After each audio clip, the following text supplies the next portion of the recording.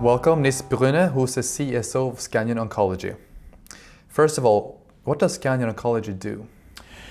So we are a biotech company, a Danish biotech company listed on the Swedish stock market, and we have one focus, that is to develop drugs that interferes with drug resistance in cancer. And just to explain what do I mean with resistance, everybody knows about drug resistance, antibiotic resistance in bacteria, but unfortunately we have exactly the same problem, or even worse, in oncology.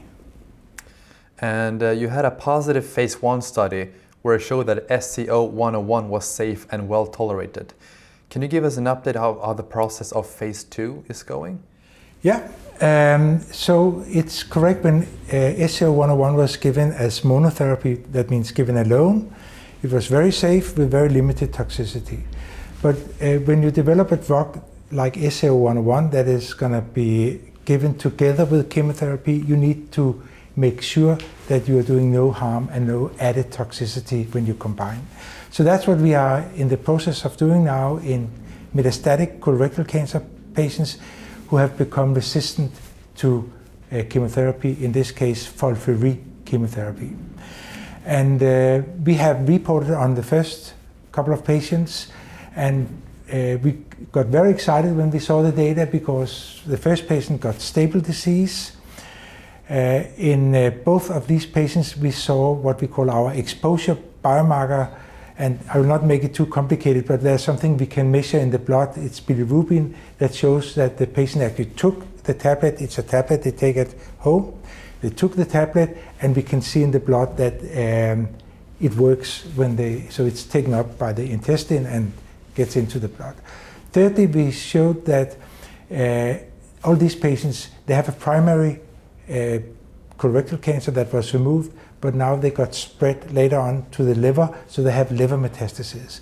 And when you have liver metastases as a patient, the cancer cells, it's colon cancer that is in the liver now, it degrades, kills the liver cells, and these dead liver cells, they release some enzymes, and we can measure that. And now we can measure when we give SCO-101 on top, they go down. Thirdly, we can see that SCO-101 works additively with the chemotherapy on the white blood cells. So I think we got everything we had wished for in these patients, and now we are finalizing the first part in order to find the dose that we'll apply in the next study. And you recently got nominated to the Mattvim award. Can you tell us more about that and what that means more specifically for Scandion Oncology? Yeah, so it's very important to start with the last part of it. Very important for Scandion Oncology because we went through a number of selection processes and then ended up in the finals. And that means that we'll be presenting to a number of investors that invest specifically in biotech in oncology. And the second day, we will meet top management people from 18 large pharma companies within oncology and to present our program. So I think it's extremely important. And for those who have tried to negotiate with big pharma, just to find out who you should talk to is a challenge by itself. So this is a fantastic opportunity. And you have also received a final approval from the Danish Medicine Agency and Ethical Committee. Can you tell us more about that?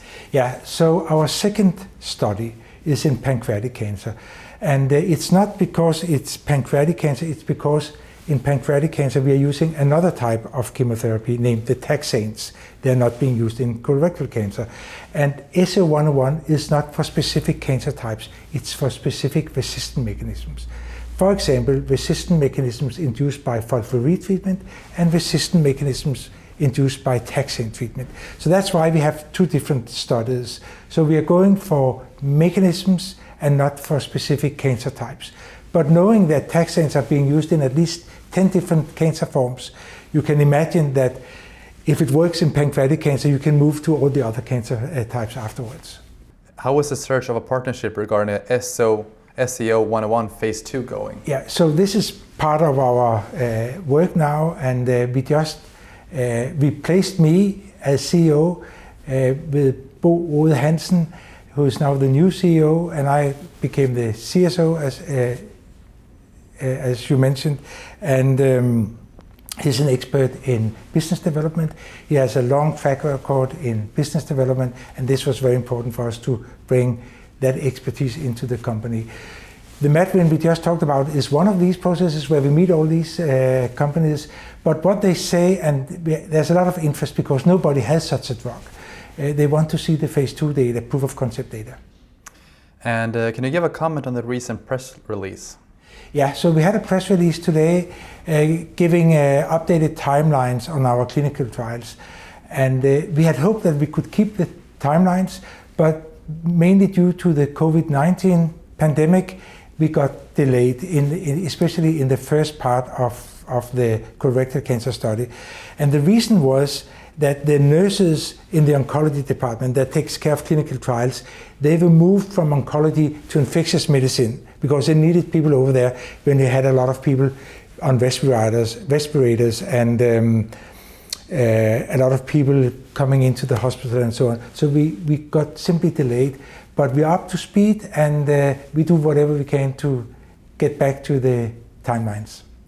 And looking forward, where do you at Scandion Oncology are putting the most focus on right now?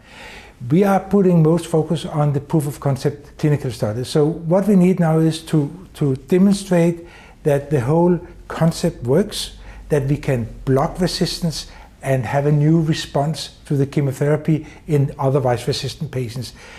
And then we need to find a partner that can help us performing the phase 3 study, a registration study, so we can get it out to the patients. That is the focus. Thank you, Niels, for your time and good luck. Thank you.